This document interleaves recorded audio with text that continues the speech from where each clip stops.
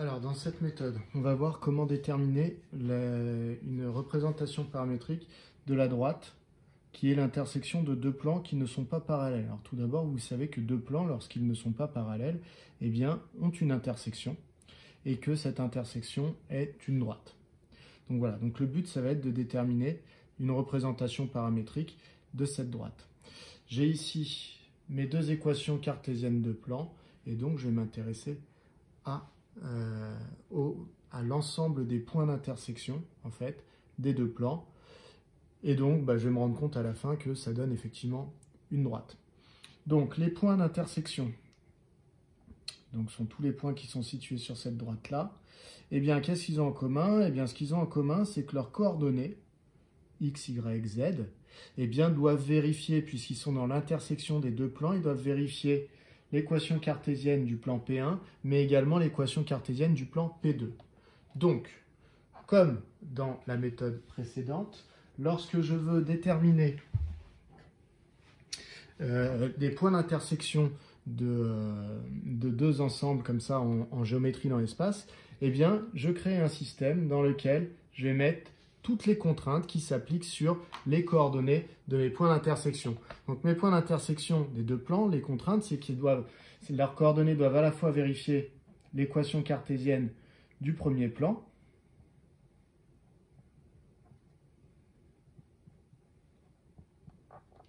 mais également l'équation cartésienne du deuxième plan, puisqu'ils sont dans l'intersection des deux, c'est-à-dire qu'ils sont dans les deux à la fois.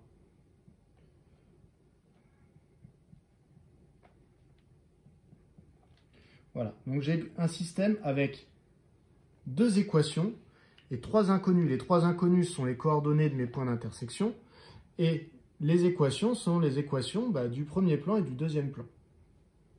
Donc je vais essayer de résoudre ce système. Pour résoudre ce système, le problème c'est que chaque équation contient trois inconnus. Je ne peux donc, si j'en isole une inconnue, du coup dans une équation, je vais me retrouver avec les deux autres inconnus dans le membre, dans l'autre membre. Donc je vais faire de la substitution et donc je repère l'inconnu qui est la plus facile à isoler. Ici visiblement dans la deuxième équation, le x je peux l'isoler facilement puisque le coefficient qui est devant vaut 1. Donc je peux directement voir que x finalement vaut moins 3y plus 2z moins 12. Voilà. Et donc je peux ici faire de la substitution, donc le substituer dans la première équation, et donc je vais obtenir deux fois, donc je remplace x par ce que je viens, son expression en fonction de y et de z, donc x vaut moins 3y plus 2z moins 12, donc c'est 2x, ensuite j'ai toujours le plus 2y, le plus 4z, et le plus 8 égale 0. Donc mon but ici va être d'exprimer deux des inconnus en fonction de la troisième inconnue. Alors je continue. Pour l'instant, x, je n'ai pas mieux que de dire qu'il vaut moins 3y plus 2z moins 12. Et ici, je vais développer, j'obtiens donc moins 6y, car 2 fois moins 3y, plus 2 fois 2z, donc plus 4z, plus 2 fois moins 12, moins 24, plus 2y, plus 4z, plus 8, égale 0. Je vais donc écrire de manière un petit peu plus jolie l'équation qui est ici. Donc je vais regrouper un peu les y et les z. Donc moins 6y plus 2y, ça fait moins 4y. 4z plus 4z, donc plus 8z. Et moins 24 plus 8, moins 16. La deuxième équation, pour l'instant, je la laisse telle quelle. X égale moins 3y plus 2z moins 12. J'ai donc réussi à éliminer une inconnue de la première équation, ce qui veut dire que je vais pouvoir isoler soit y, soit z, et je pourrais donc l'exprimer. Donc si j'isole y, j'exprimerai du coup y en fonction de l'inconnu z. Je vais continuer ma résolution de ce côté. Donc le système que je vais inscrire ici est équivalent à celui-là. Donc je vais isoler le y. Alors, normalement, pour isoler, ça me donnerait moins 4y égale moins 8z plus 16. Voilà.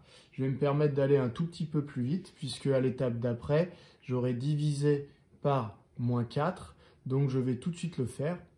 Donc, en fait, y égale, je ne mets pas le moins 4 ici, je vais le mettre directement au dénominateur. Je recopie ce que j'avais de ce côté-là. J'avais moins 8z plus 16. Voilà, c'est juste pour gagner un petit peu de place. Et donc, x vaut toujours moins 3y plus 2z moins 12. Du coup, que vaut y? Y, là je me rends compte que je peux simplifier moins 8, moins 4, 16 et moins 4. Donc en fait, ça me donne quoi? Ça me donne, en fait, ça revient à factoriser par moins 4 au numérateur. Si je factorise par moins 4 au numérateur, ça va me donner moins 4, facteur 2. Qu'est-ce qui va me rester du moins 8z? Il va me rester 2z. Et qu'est-ce qui va me rester du plus 16? Il va me rester moins 4. En effet, moins 4 fois 2z, moins 8z, moins 4 fois moins 4, plus 16. Le tout divisé par moins 4. Et donc ici, je vais pouvoir, puisque là désormais j'ai une multiplication, je vais pouvoir simplifier par moins 4 et j'obtiendrai 2z moins 4 pour y. Donc je vais directement l'écrire pour gagner un petit peu de place. Donc y égale 2z moins 4. Donc j'ai exprimé y en fonction de z. Ici, je peux donc reprendre l'équation qui est en dessous et je peux exprimer x en fonction de, eh bien y, je viens de trouver ce que c'était en fonction de z. Donc je vais le remplacer, le y, par 2z moins 4, puisque je sais que y vaut 2z moins 4. Plus 2z moins 12. Je continue, y vaut donc 2z moins 4. Et je vais développer, x est égal à moins 3 fois 2z moins 6z, moins 3 fois moins 4, plus 12, plus les 2z qui étaient déjà là, et moins 12 qui étaient déjà là. C'est donc équivalent à y égale 2z moins 4, et x égale les z, moins 6, et là j'en ai moins 6 et là j'en ai 2, donc en tout j'en ai moins 4. Donc x égale moins 4z, et 12 moins 12, ça me donne 0. Donc au final, si on réfléchit un petit peu à ce qu'on a trouvé, j'ai trouvé que les triplets de coordonnées x, y, z, qui vérifient à la fois l'équation du premier plan et l'équation du deuxième plan, ce sont les triplets de coordonnées x, y, z qui vérifient ce système. Donc ça veut dire que tout point dont le x vaut moins 4 fois le z et le y vaut 2 fois le z moins 4, eh bien finalement fait partie de l'intersection des deux plans. Ça c'est bien à comprendre. Donc ça veut dire que si z, je dis qu'il vaut une certaine valeur t. Donc, en posant z égale une certaine valeur t, en fait, ce qu'il faut bien comprendre, c'est que du coup, à chaque fois que vous remplacez z par un nombre, par exemple 2, ça va vous donner le x et le y qui font que eh bien, votre point est dans l'intersection des deux plans. Donc si vous remplacez z par 2, ça va vous donner un certain x, un certain y, donc un point. Mais si vous remplacez z par 20, ben, ça va vous donner un autre point. Si vous remplacez z par 40, encore un autre point. Donc en fait, à chaque fois que vous donnez à z une valeur, donc moi je vais l'appeler t, cette valeur, eh bien, ça définit un point qui est dans l'intersection, qui s'écrit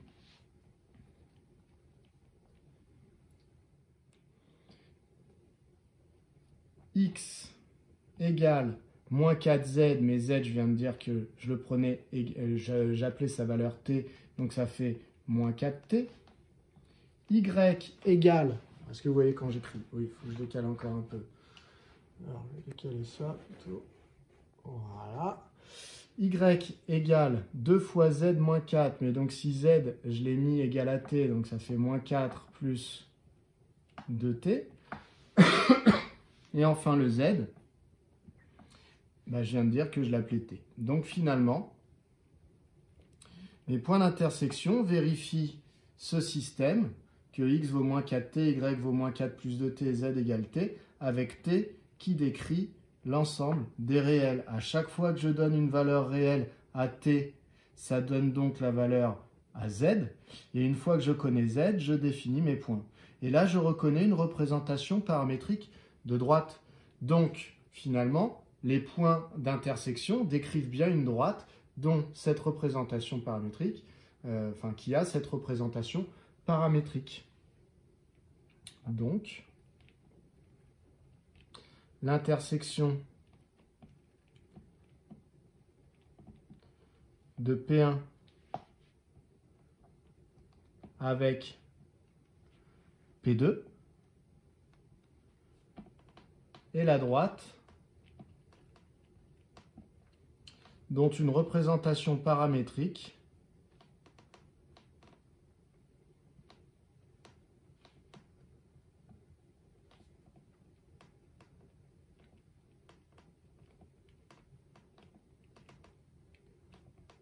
est, et donc je vais tout simplement recopier. Alors là, on n'y voit plus rien, donc voilà.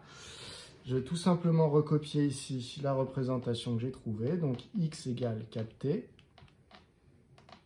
y égale moins 4 plus 2t, et z égale t, avec t appartenant à R.